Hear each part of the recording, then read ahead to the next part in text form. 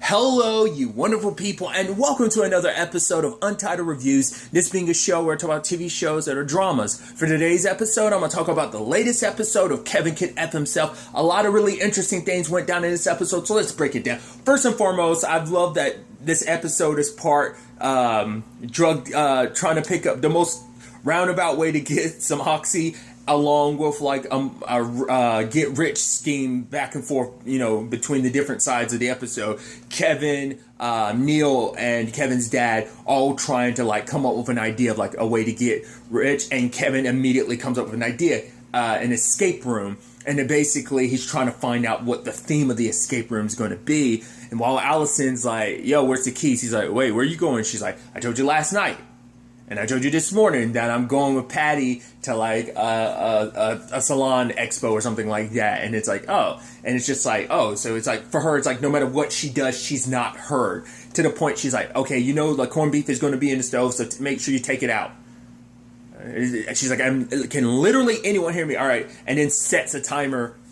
And he's like, what was that for? He's like, wait, where are you going? What do you need the keys for? She's like, I can't do this. And it's like, Kevin's like, whoa, sometimes, I love Alice. She's beautiful and everything, but sometimes she treats me like I'm an idiot. It's like, oh boy. And it's sad that immediately leads him to his next point of like, oh, the greatest thing people want to escape from, being a groom. So it's like, escape the groom. That's the whole shtick to his escape room, which is interesting, the parallels between this and that, the other side of the episode, which involve her and Patty and Allison going to Vermont to get the oxy and stuff like that. Which, interestingly enough, I thought was interesting that Patty didn't bring it up to Allison. I guess she was scared, like, if she brought it up to Allison, that Allison would turn into a worry wart. Which, interestingly enough, Patty is. Because the moment, like, one of the previous detectives from last episode wanted to ask questions because it's like, oh, did you know Terrence? It's like, oh, we went to school together, but beyond that, why would you come asking me? It's like, well, you bought medicine from the dude for the past like 10 years or something like that. She's like, right, he's filled your prescriptions for like the past 10 years or something. She's like, right. So I'm just surprised she didn't let Allison know about that, but I guess it's like, technically has nothing to do with Allison, it's all on her, so I guess like, you're not that tight with Allison anyway, so why would you? It's interesting, because you were also told not to kind of leave, and what did you do immediately after the cop left? You immediately left, and went to Vermont and everything. That's what I thought was interesting, but I guess she figured like, as long as it's a quick enough trip, it's not going to be that big of a deal. That's going to raise some red flags. It's like, oh, recently, maybe like her name gets brought up in it. Later on when they get pulled over, that might not be a thing where that they actually got put in the system, so that might not be an issue, but it's just like, she might have been keeping her eye on Patty, so she might know that Patty left him. We'll see. But I immediately thought it was interesting where it's like, no, like, I'm going to, Patty's like, no, I'm going to drive. And it's like, she's like, yeah, I'm the one, well, because Allison's like, well, it's my car. It's like, no, it's Kevin's car, and I'm the one, it's my drug guy. And it's like, she's like, yeah, but I'm the one getting the actual drugs and stuff like that. And Patty's like, oh, for Jarrett. And she's like, Jason. I've never actually been afraid of Jarrett. She's like, like Jason, like Friday the 13th.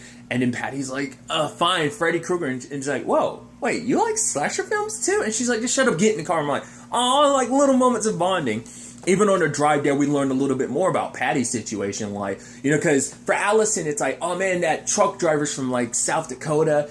Or no, I think it was North Dakota. But it was like, one of the Dakotas. And it was like, she's like, oh, that's so like exotic and stuff like that. Really? The Dakotas are exotic? For her, it's like, she's been stuck in her hometown forever. So like, to her, anywhere is exotic. But Patty kind of like tries, being the pessimist that she is, kind of like tries to like, no, every other place is crap. Every place has its issues. Florida has its issues. No matter where you go, even France, I'm sure, has its issues, But Allison wants, it's like, oh, being a truck driver would be cool, be able to be on open road, and then just beef jerky and stuff like that. It's like, you don't eat beef jerky. It's like, I would if I was a truck driver, and it's like, but we learned a little bit about Patty, that her dad was one. And she's like, yeah, he'd be gone a lot. And then sometimes when he'd actually be home, I'd actually wish he was back on an open road. And she's like, did your mom want him around? It's like, I don't know. My mom died when we were young, and Neil found her. And it's like, Jesus. Patty didn't go into the circumstances of whether it was like a drug thing or whether it was just a natural causes thing, but that's probably going to mess you up in many different regards. Being, I'm sure that, maybe there's some underlying trauma with that. Maybe not. I don't know. But it's like, what are you apologizing for? Allison, it's not like you killed her. And then Allison's like, yeah, but I did just so I could steal your truck driver father from you. And then it was like, Patty's like, that's actually funny. And even later on, Patty's like, because it's like they're having this whole conversation about, the guy they're buying drugs from is someone they knew from school, which is like, she's like, well, I knew one. Because, she's like, basically, Allison was like, yeah, that was kind of a pastime at the school that she never got, was buying drugs from this specific family. It's kind of like a rite of passage at this school, was buying. She was like, I missed out on an opportunity. She actually brings up, like, one of them. It's like, one of them actually pissed in the pool, and so my swim meet was canceled. Remember which one it was? And then Patty's listing off of them, and then Allison's like, Davy's like, oh, yeah. Patty's like, Davy, yeah, he liked to piss on stuff. It's like, how did I not know we went to the same high school? Because I didn't know I liked you until 20 minutes ago. And so I'm like, oh, that's super. She's like, and why? Because you said that you killed my mom, which I don't know whether... I interpreted it immediately because it's like, oh, she told a dark joke and you really appreciated it. But then I'm also like, could it be on some level you didn't like your mom? Is that what that kind of stem? I think it's more so like, oh, the dark joke. But I just love, like, the whole, like... Because they're amateurs are buying drugs and stuff like that. Which is interesting considering, like, well... Patty's experience, but she's had experiences kind of like a more professional system, I guess, to a certain extent with a pharmacist, whereas Allison's kind of just like gotten coke from a drug dealer. So like they have, varying degrees of experience with this type of thing. But the moment they try to pick up the drugs, because Rick's not home, it's Rick's stepson that's there, but it's like, wait, actually, I don't... Wait, he's like, no, we don't want coke, we wanted pills. It's like, we actually changed the naming. You should have asked for magazines instead of newspapers. I was like, all right, so can we get our money back? It's like, we kind of don't do the whole exchange rate thing. You could try, you could try giving it back to the people, but because my dad traded it for these newspapers that you wanted, so like I said, the most roundabout way, and they have to take... that douchey little kid with them, and he basically turns them into his taxi because it's like, oh, like he just had them drop at a burger joint so he could pick up his girlfriend. Now they're going to take us here, and it's like Patty's like, you're not going to blackmail us into being your taxi driver, and he's like, aren't I? And she just snatches some of the fries and is like, fine, let's do this. It was actually, once again, it's just like the most roundabout way. And just like this awkward thing of them sitting at the stoplight. And then just like the kid and his girlfriend like making out in the backseat. I'm like, this is weird. This is the weirdest situation to be in when you're trying to buy drugs. And it's like, all right, we're here. It's like, yeah, the person you're looking for is at the mall. It's like, yeah, I'm sure. So it's like, give me the information and get the information about Red Rooster. It's like, okay, cool. Now get out the damn car. So kind of left him in the middle of the street and stuff like that. So it's like, well, good luck, cussies. And he's like, and Allison's like, thank you, because I love it. It's like customers. I even love Patty being like, oh, you're such a cussy. And it's like, you didn't know that word either. It's like, I guess that's like the hip drug term for like, it's the hip drug term for customer or something. That's so interesting. But they go to Red Roosters and they want to trade their coke for pills, but instead Patty ended up getting a gun, which is not what Allison wanted, because she needed the pills, because a gun is not the way to deal with Kevin. The whole plan is pills so it can look like an accident, he's out of her life, and there's no suspicions because it would just look like he overdosed. So obviously at the same time there's a whole situation with Kevin and the escape room, to the point he had kept calling Allison, and yeah, he called like back to back, and Patty's like, what? Like, because apparently Allison's always picked up the phone immediately, and Kevin is the big man child that he is, so it's like, wait, she's not picking up, and he calls again. Hell, even later on, she's got like 16 missed calls, 32 missed texts or messages or something like that. So it's kind of a thing where like, it's kind of like he wants all of her attention. It's like, which is so messed up because it's like, no, your focus is supposed to be on me, but it doesn't work vice versa. Like when you're talking to me, I don't listen to you. I like take what you say and twist it into what I want it to be or what I want it to mean,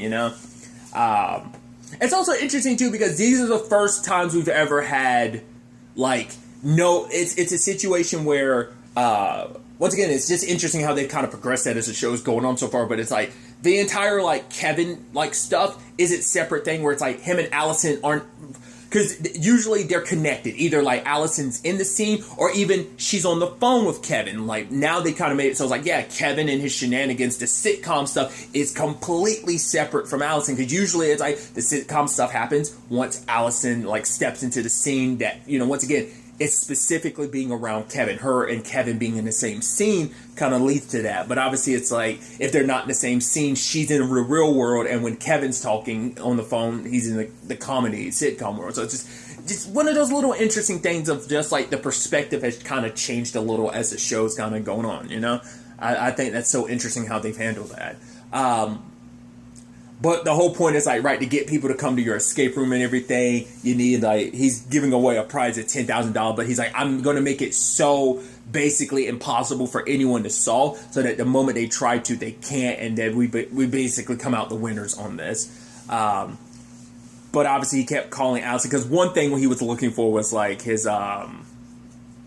good. It was something that was meant to be good luck or something like that. So it was a brewer's hat or something like that he was like, oh, I need it. It's my lucky thing. But regardless, honestly, it was kind of a pretty interesting. It's almost it's not the same thing, but it's a very Ed and Eddie type of scheme, if I had to compare it to anything. The way he's nah, I'm gonna pretend to be a fellow customer, and that way I'll take charge of everything and kind of lead them astray so that they don't win. Because when you even look at the clues he left, you're like, oh, he's making it so that no one would ever get this, especially the what was it, the acronym, what was it, Mimi Kiss Me or something like that. That whole thing, and yet someone was able to figure that out. That was just kind of terrible on their part. But because everyone on that squad actually kind of pieced together a lot of stuff and figured things out, which Kevin immediately was like, I love that the first dude walked in and said, hey, don't these two look together like they're related? And then it's Kevin's dad is kind of God doesn't like questions or something like that. And then later on he brings it up. It's oh, so you two are related. And he's just that's strike two for you, buddy. But despite what Kevin did, it didn't work out. As one of the dudes finds the key and he swallows it because he's at first he's no, this ain't the real key. He tries to break it. It's whoa, are you bleeding? And he's oh, no, it's jam. See, because it's a candy. And he swallows it and he's just kind of almost coughing and almost halfway dry heaving because of swallowing the key. So now they're kind of stuck down there because Kevin doesn't have his key because he forgot Allison he completely ignored Allison when she said multiple times, I'm going with Patty somewhere. Okay, so now and I love that it's right, oh, he's I'm just gonna have to break down the door. It's nah, Allison got super pissed the last time you did that. You're gonna have to get your power drill and take the door off the hinges. I gave that to my cousin Terry. I was oh, how is he doing? Oh, yeah, they moved over there. Really? How's he doing? He's loving it. Oh man, that's great. It's what's happening right now? We're having this casual conversation while we're all locked down here. And then later on the timer Allison has set went off and he's oh, I wonder who set that. It's oh, you're such a dick, Kevin. Even to the point that later on smoke starts coming down and it's oh wow, which one of you put corned beef inside my oven? Now he's kind of blaming Allison because it's right, because I couldn't get in contact. He was almost kind of blaming her. It's this is her fault for not letting me if she'd answered her phone, none of this would be happening. At the same time, like I said, circling back to everything with Patty and Allison at the same time, the gun and everything. But Allison's like, no, I don't need a gun. I'm like, every time, like, I'm someone that's gonna freak out every time I hear a car honk, so I need to get the drugs. So Pat's like, fine, I'm gonna get you those drugs from somewhere else. And was it at this point she touched Patty's hands, and Patty was like, just stop touching me. Because I love that, like, on the way there, it's kind of like, the whole horror thing of, like, don't go in a parking garage or a parking lot, or help a stranger put a couch in the back of the van, which I now get that reference. It's a Silence of the Lamb reference. I don't know if that would technically, I think she was specifically referencing slashers. I don't think that isn't considered a slasher, but she was probably talking about, like, kind of a horror-esque movie. But I was like, oh, that's interesting. I would have not gotten that reference before. I got that now. Yes, if to anyone that's unclear, like, prior to the show Clarice airing, I'd never fully watched the movie The Silence of the Lambs ever. So that was like prior to that, I watched the movie all the way through for the first time. So that's why I'm like, legitimately surprised. Because, like, prior to this year, I would have never gotten that reference of, like, oh yeah, that's how Buffalo Bill got, I think, all his victims, but definitely that's how he got Catherine. Regardless.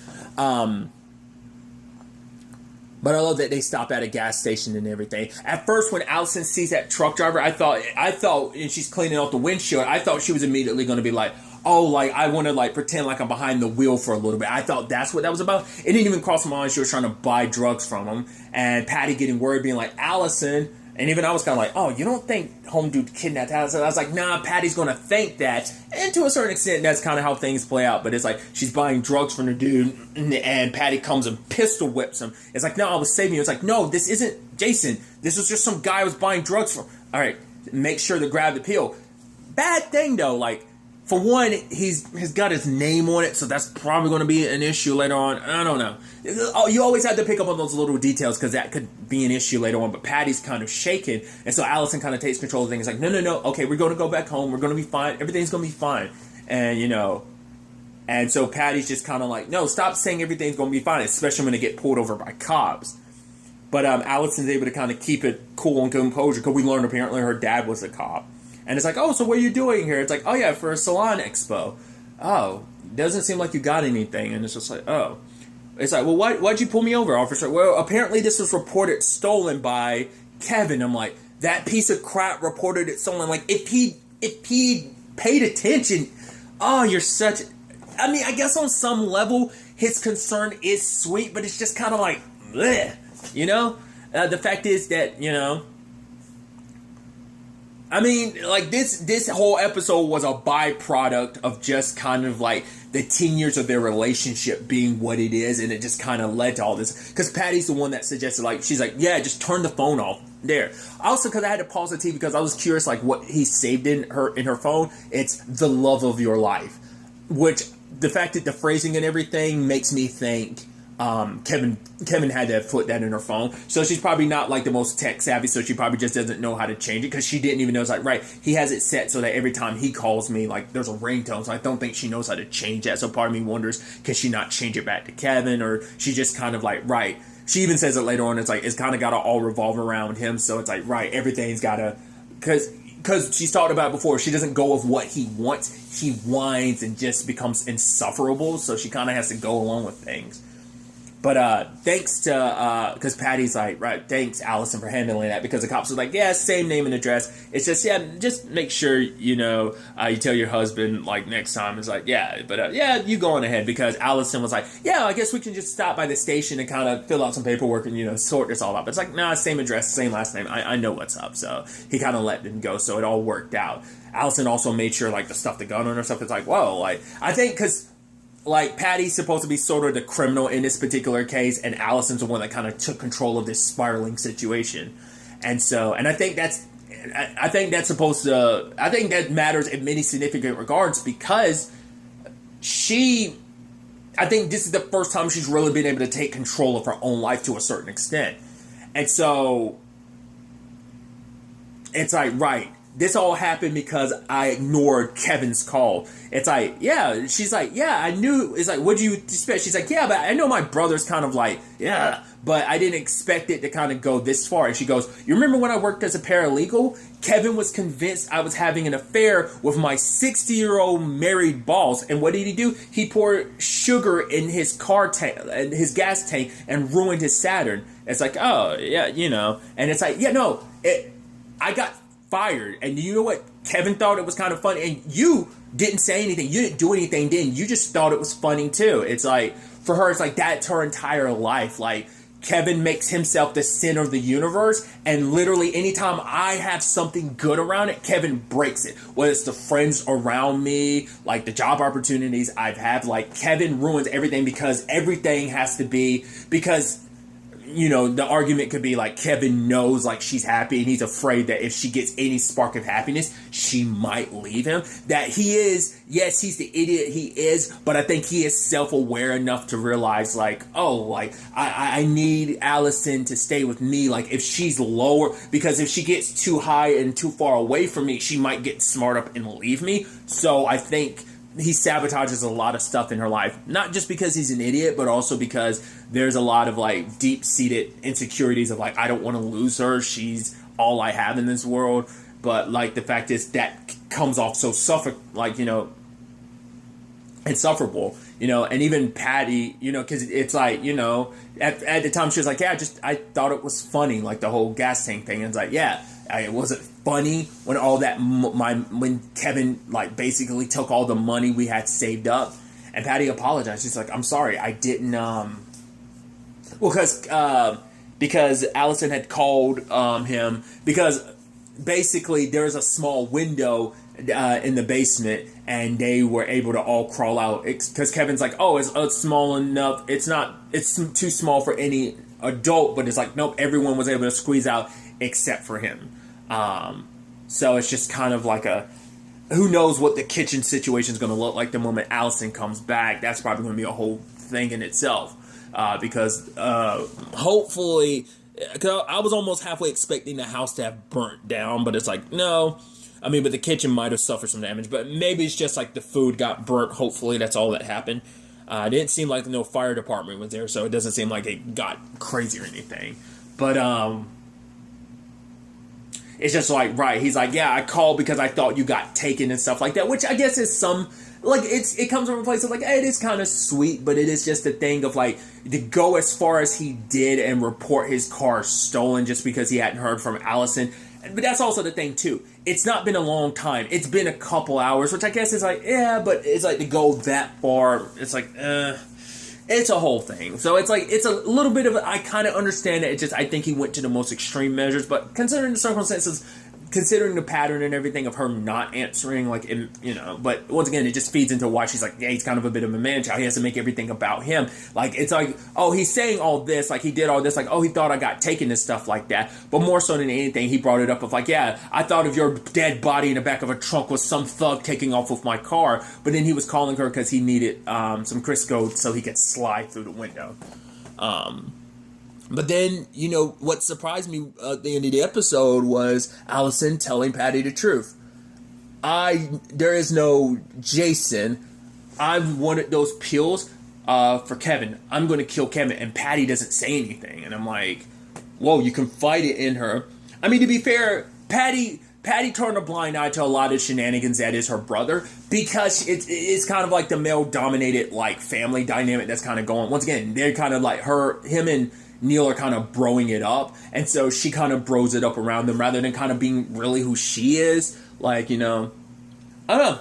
Well, I'm curious, is there going to be, because like obviously Patty's not too happy about her relationship or the circumstances around that, so I'm like, I wonder, is there going to be like, oh God, what was that movie called? I think it's based on a book too. It's a whole thing where like two strangers on a train or something meet, and they decide like, right, to commit like the perfect murder, we're going to kill each other's wives, and we'll be like, they'll suspect us for killing our respective wives, but if we kill each other's wives, we'll have alibis for it. Like, it's a very pretty famous thing that like has been like adapted and like used in certain storylines and stories, but I can't.